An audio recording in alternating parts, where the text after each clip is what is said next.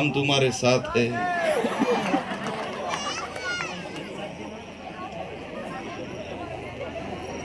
कुठवर आलो होतो असं लिंक तुटून जाते बघ राजा। माता रमाईचा त्याग आपण लक्षात घेतला पाहिजे। हे थांब रे भाऊ। आणि म्हणून मातांनो, आज तुम्हाला मी आवाहन करतोय की देश खूप वेगळ्या उंबरठ्यावरती उभा आहे। हे बाबासाहेबांनी दिलेलं स्वातंत्र्य धोक्यात आलेलं आहे। संविधान बदलण्याची भाषा सुरू आहे। फटफटी का काय रे बाबा?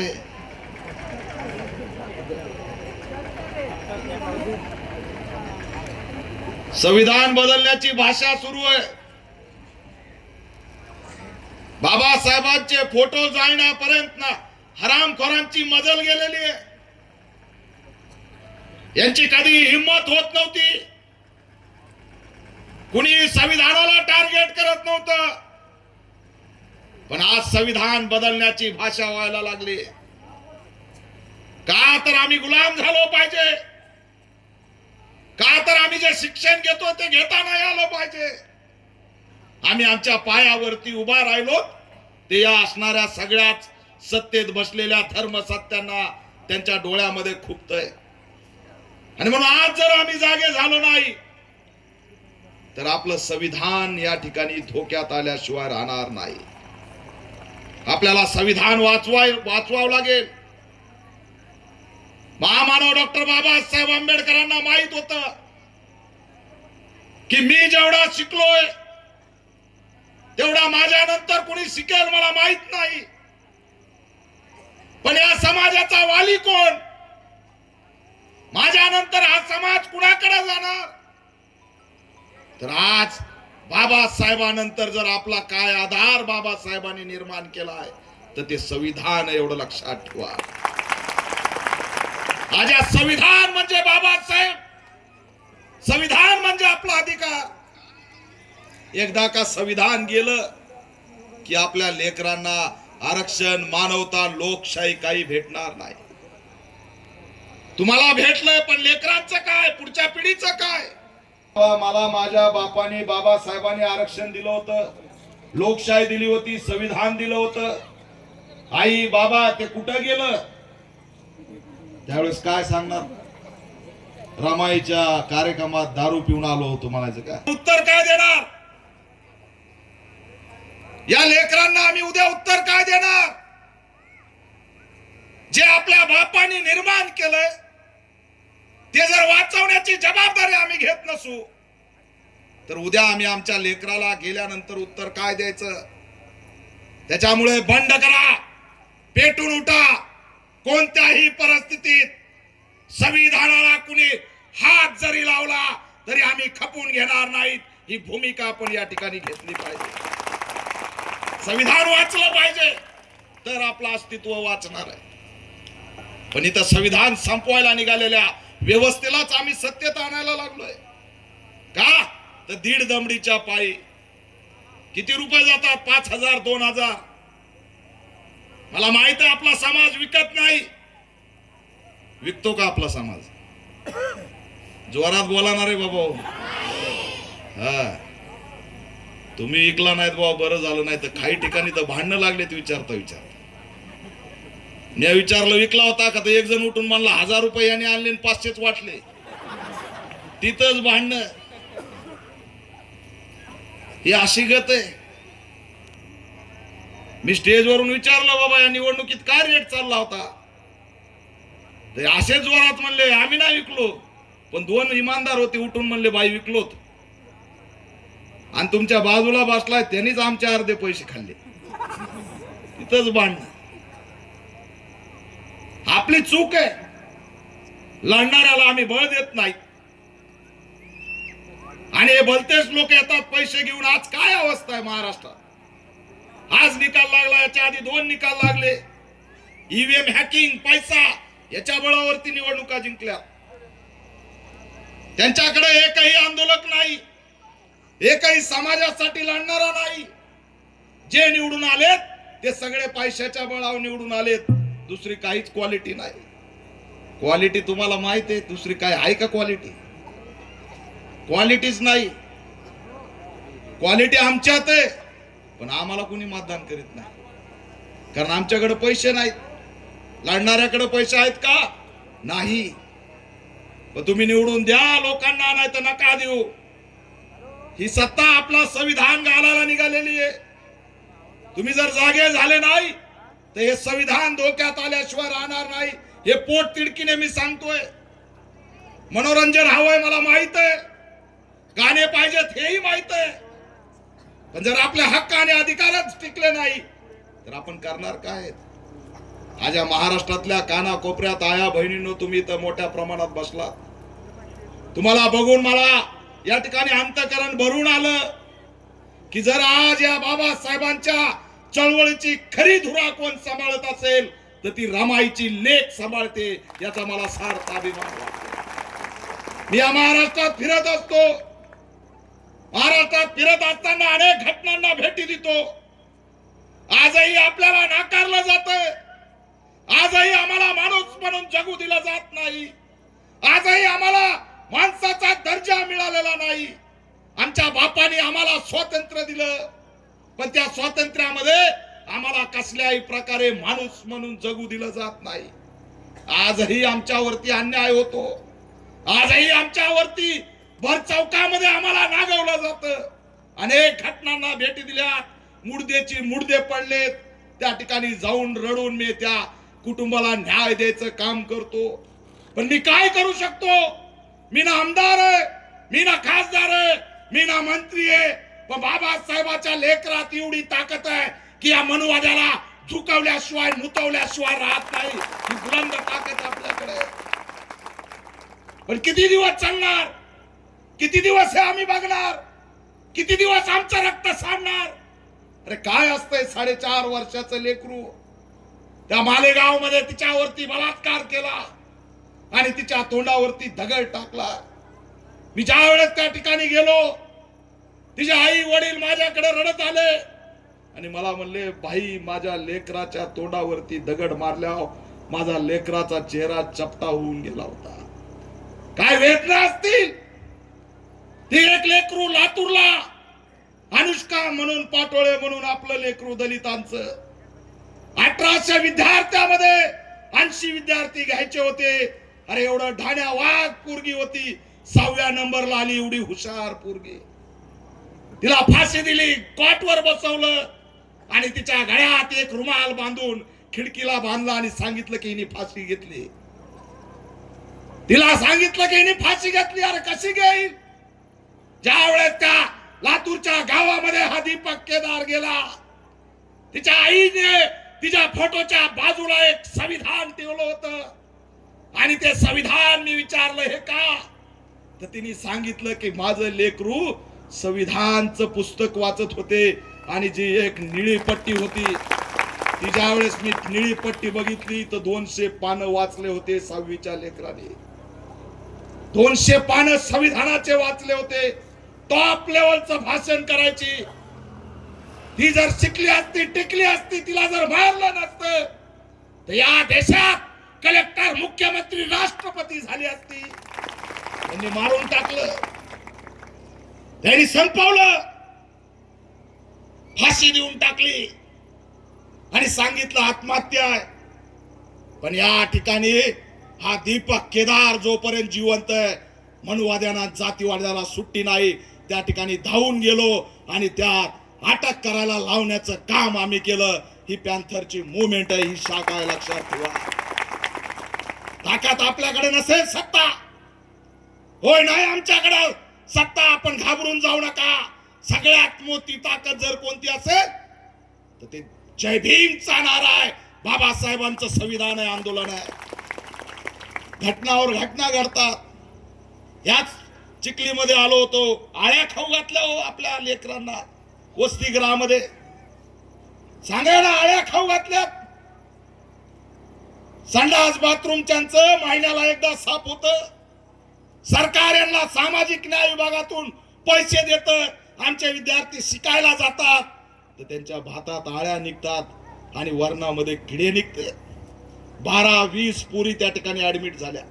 नाशिकला झाल्या, औरंगाबादला झाल्या, केजला झाल्या, जिंतूरला झाल्या, कळमनुरीला झाल्या, चिखलीला झाल्या. एवढ्या ठिकाणी आम्हाला काय खाऊ घातलं विद्यार्थ्यांना आळ्या. कोणता विभाग आहे? सामाजिक न्याय विभाग. निधी किती? 29,000 कोटी. चाललाय कुठं? लाडल्या बहीणला. लाडली बहीण खुश, पण कधी विचार केलाय की हे जे 1500 रुपये येत आहेत ते कोणते आहेत, कशाचे आहेत? हे तुमच्या घरकुलाचे पैसे, हे तुमच्या लेकराच्या शिष्यवृत्तीचे पैसे, हे तुमच्या लेकराच्या शिक्षणाचे पैसे, हे तुमच्या वसतिगृहात खायला येणाऱ्या अन्नाचे पैसे, हे तुमच्या वसतिगृहाचे पैसे. 5,000 कोटी रुपये. आणि आता परवा दिवशी 350 कोटी रुपये सामाजिक न्याय विभागाने लाडली बहीणच्या खात्यात टाकले. लाडली बहीण खुश झाली आणि उड्या मारीत जाऊन त्यांना मतदान करून आली. पण विचार नाही केला हा पैसा कुणाचा आहे.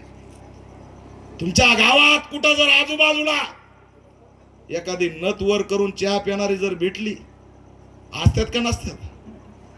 अशी एक हाताने नत वर करून कबशीचा झुरका, आले बाया तुझे आले का, असते का नसती? तिच्याच नादात आपली एका हाताने ती. मी शोध लावतोय म्हणलं ही नथ पाठीमाग बांधायची एखादी मशीन तरी आणो. किती अवघड आहे ते. आणि मग ती म्हणणार आला माझा हप्ता. पाणी निर्माण केलेल्या सामाजिक न्याय विभागाचा आमच्या हक्काचा हप्ता आहे. तुम्ही खाताय, लाज वाटली पाहिजे. आमचा पैसा खाताना लाज वाटली पाहिजे. या 1500 रुपयात आपल्याला खुश केलं जातंय आणि विद्यार्थ्यांचं आयुष्य बर्बाद केलं जातंय. आपल्या घरातल्या माणसांना 15,000ची 20,000ची दारू पाजली जाते आणि त्यातलेच 1500 तुमच्या खात्यात टाकले जाते. बरोबर आहे का नाही? दारू म्हणल्यावर तर माझे कार्यकर्ते सोडून जायचे. मला वाता हातवायचे. म्हणते भाई हे काय खेळ आणला तुम्ही. मी त्यांना दोष देत नाही, दारू विकणाऱ्याला बी दोष देत नाही. पण हे सगळे समाज बर्बाद करणारे किती लोक आहेत? 50 लोकांचे कारखाने आणि 50 लोक दारू काढतात. बर्बाद कुणाला करतात? आपल्याला करतात. दारू जर कारखान्यातूनच निघली नाही तर इथं येईल का? येईल का? मग दारू विकणाऱ्याला तर आपण मत टाकतो.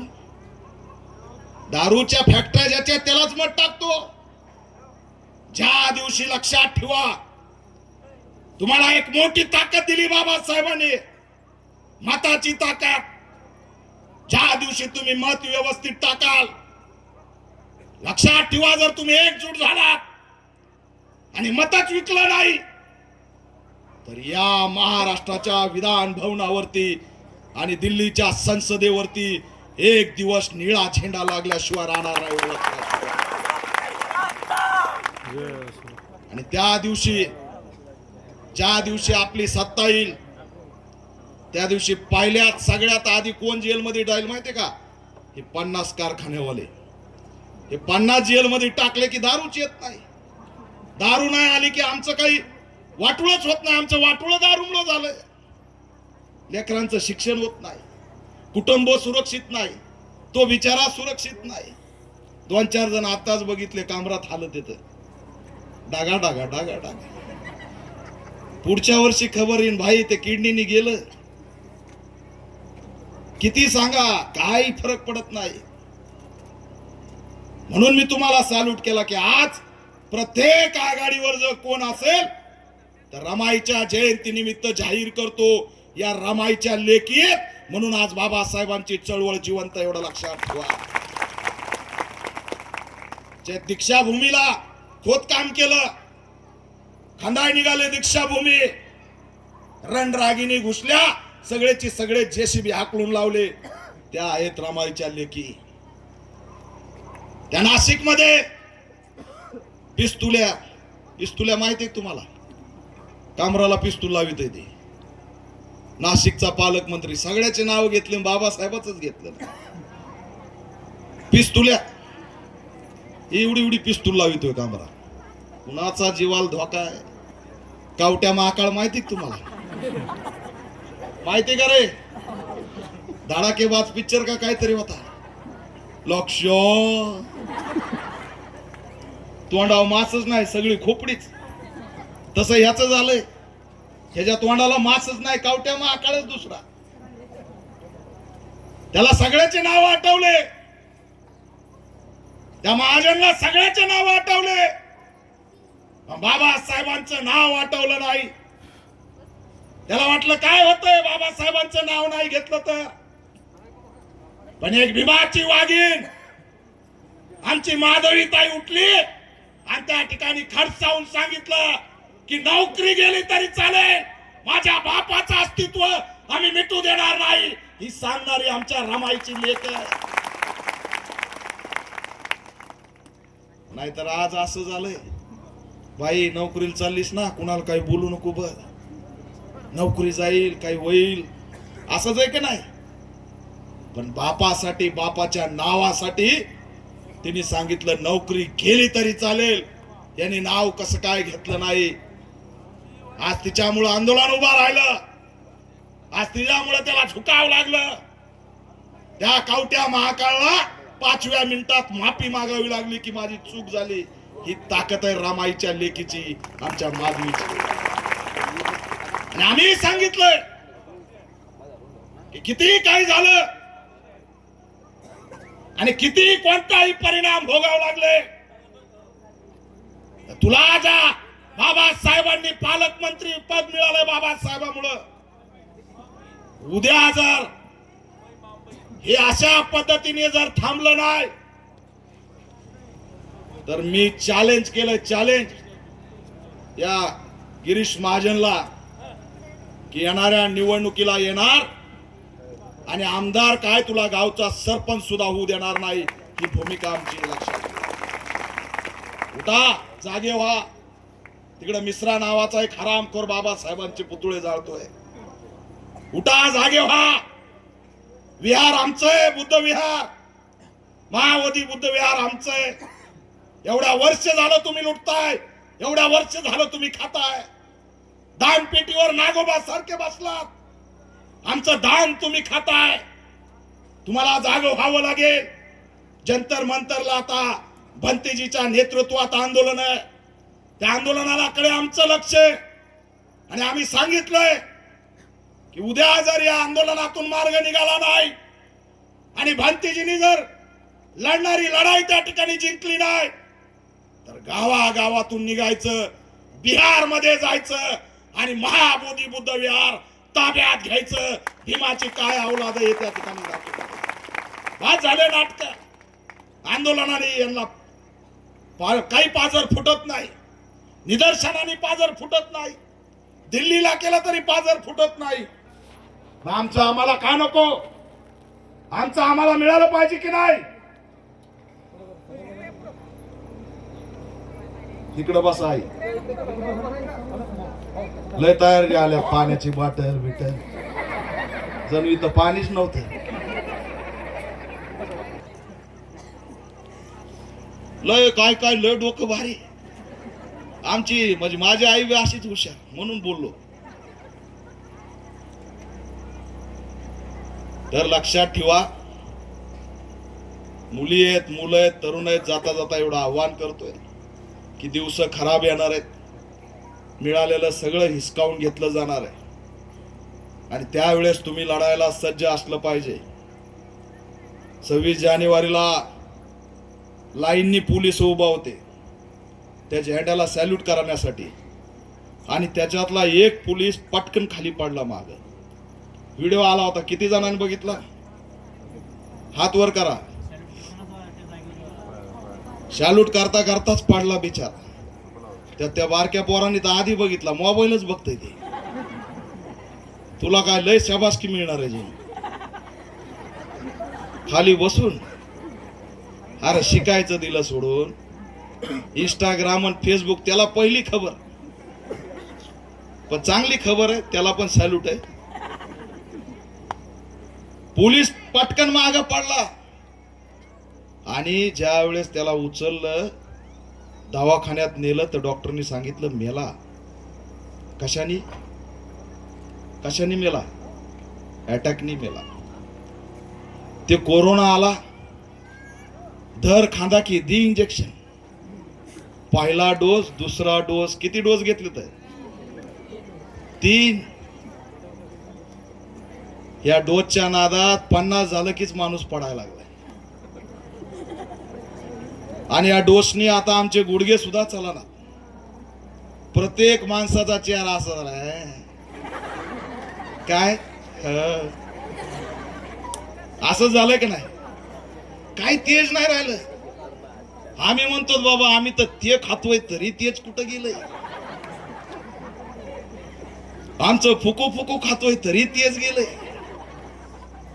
तिथं डोसच असा दिलाय तिथून काय व्हायना. थोडेफार जिवंत आहेत त्याच्यामुळे. निदान त्या लाडली बहिणीचा काही फायदा नसला तर 3 किलो तरी येतंय महिन्यात, तो तरी फायदा आहे. धरला माणूस खांदा आणि दिलं इंजेक्शन. पहिला डोस तुम्हाला दिलेला आहे, लगेच कळतंय चेहरा आहे ना.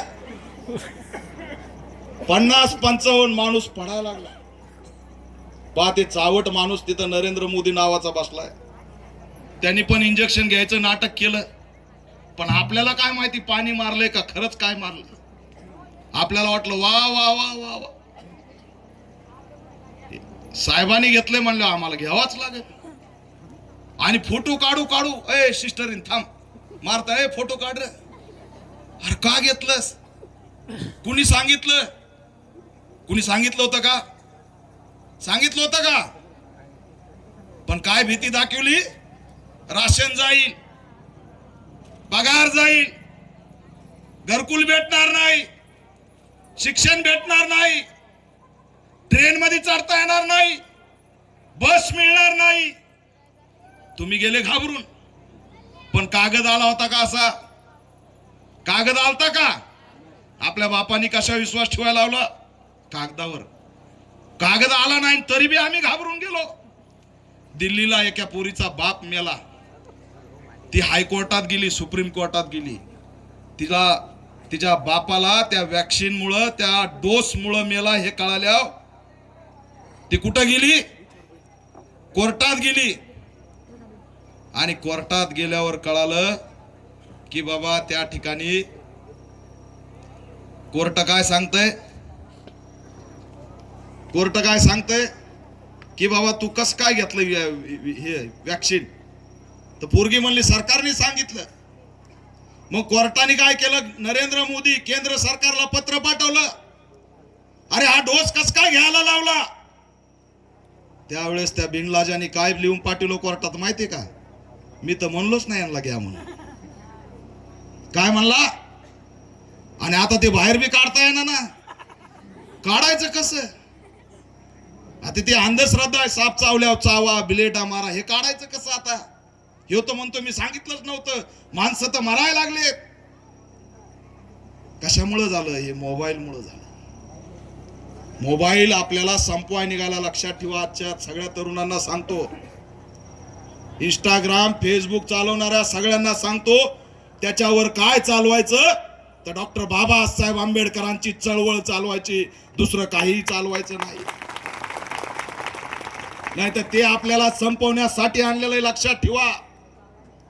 हे लस्त घेऊन बसलो, घाबरू नका, तुम्ही मारणार नाहीत. नाही तुम्ही म्हणता हे काय भिऊ दाखवून गेलं बाया, आलं चांगलं स्वागत विगत केलं, मारणारच आहे म्हणते.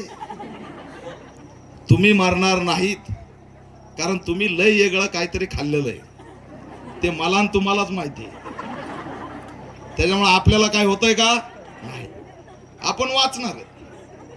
पण ज्याने आता सोडलंय न ग बाई, आता खूपच झालं, खूपच खाल्लं, त्यांना सांगा पुन्हा सुरू कर बाबा, तर ते वाचणार आहे. बरोबर आहे का नाही. त्याच्यामुळं घाबरायचं कारण, तुम्हाला काही होणार नाही. पण याच्या पुढं पुन्हा 6 महिन्यांनी मी अलर्ट करतोय, देशात जगात परिस्थिती बदलली. आपला पंतप्रधान ब्लॅकमेलिंग मध्ये, त्या अमेरिकेने काहीतरी फोटो व्हायरल केले, त्याच्यात आपला पंतप्रधान सुद्धा सापडलाय. तुम्हाला माहित नाही आया बहिणींनो, ते बी सापडलंय तिकडं. अरे काही झालं की चाललो विदेशात. आम्ही म्हणायचो लय अभ्यास करायला लागले बाबा. एक तर आल्या आल्या आम्हाला एवढं उल्लू बनवलं. आजचे दिन आएंगे.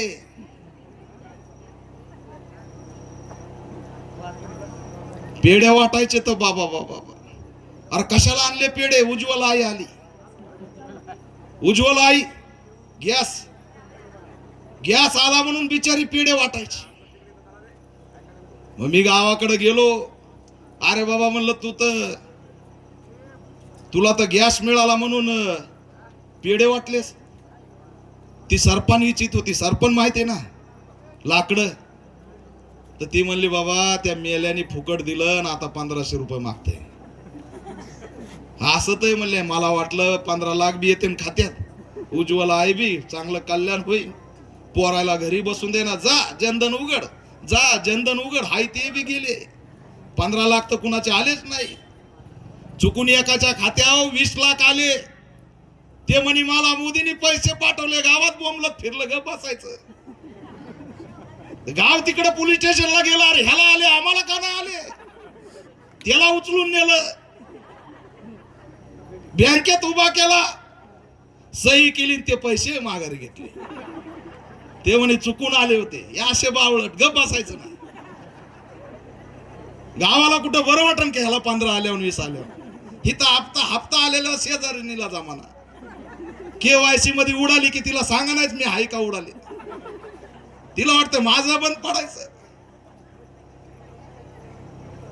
तर त्याच्यामुळं जाता जाता सगळ्या मुलांना तरुणांना संदेश देतोय की मोदी आता ब्लॅकमेलिंग मध्ये. कशामध्ये? ब्लॅकमेलिंग मध्ये. म्हणजे त्याला अमेरिकाने काही सांगितलं तर करावंच लागणार आहे. आणि मग काय करणार? अमेरिकेला काय करायचंय? जगाला काय करायचंय? जे मोदीकडून घडवून आणायचंय तर त्यांना हे घडवायचंय की या जगातून लोकसंख्या संपवा. भारत तयार होत नाही तर मोदीचे आम्ही फोटो काढू. चल जा तिकडे बिमारी लाव. जा तिकडे इंजेक्शन ठोक. तिथले गरीब लोक मारून टाक. तिथले शेतकरी उद्ध्वस्त कर. हे येणाऱ्या 5-6 महिन्यांनी पुन्हा येईल. पुन्हा तुम्हाला म्हणतील रोग आला. पुन्हा तुम्हाला घाबरवतील. पुन्हा तुम्हाला इंजेक्शन द्यायची बारी येईल. आणि कोणी जर इंजेक्शन घेऊन तुमच्या वस्तीत आला, कसली बिमारी येऊ द्या, कसले यांचे नाटक येऊ द्या, ह्याचे तिकडं फोटो सापडलेत म्हणून हे आपलं बलिदान देणार आहे. याच्यावर विश्वास ठेवायचा नाही. मोबाईल मध्ये येणाऱ्या गोष्टीवर विश्वास ठेवायचा नाही. आणि कोणी जर इंजेक्शन घेऊन तुमच्याकडे पुन्हा आला तर आता पुन्हा इंजेक्शन घ्यायचं नाही. या दीपक केदारला सांगायचं एकही इंजेक्शन आपण घ्यायचं नाही. हे मी आता भाषणात बोलायला लागलोय. यांचे मनसुबे काय आहेत? यांचे मनसुबे की या देशातला बहुजन संपून टाका. या देशातला बहुजन बिमारीच्या नावाखाली उद्ध्वस्त करा. आज सांगा ना, 50-55चा माणूस जर अटॅकनी जाग्यावर पडत असेल तर काय इंजेक्शन दिलंय? एक जमाना होता आई, आम्ही अटॅक मोजत बसायचो. इथं असं लावून बसलेल्या आईला विचारतोय, ए आई, एक जमाना होता का नव्हता? अटॅक मोजायचो. काय? पहिला अटॅक, दुसरा अटॅक, तिसरा अटॅक. आणि तिसरा अटॅकला ती बिचारी लय रडायची की आता तिसराही वाचणार नाही. आणि तिसऱ्यातून वाचला की आम्ही म्हणायचो आता हे मारणारच नाही. आता डायरेक्ट पडला की मेला. म्हणून कोणतंही औषध आलं तर घ्यायचं का?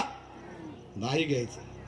इंस्टाग्राम वापरणाऱ्या, फेसबुक वापरणाऱ्या पोरांनो, बाबासाहेबांशिवाय कोणतीही चळवळ चालू नका. नाही तर ती इती बाया कुणाला भांडती माहित नाही.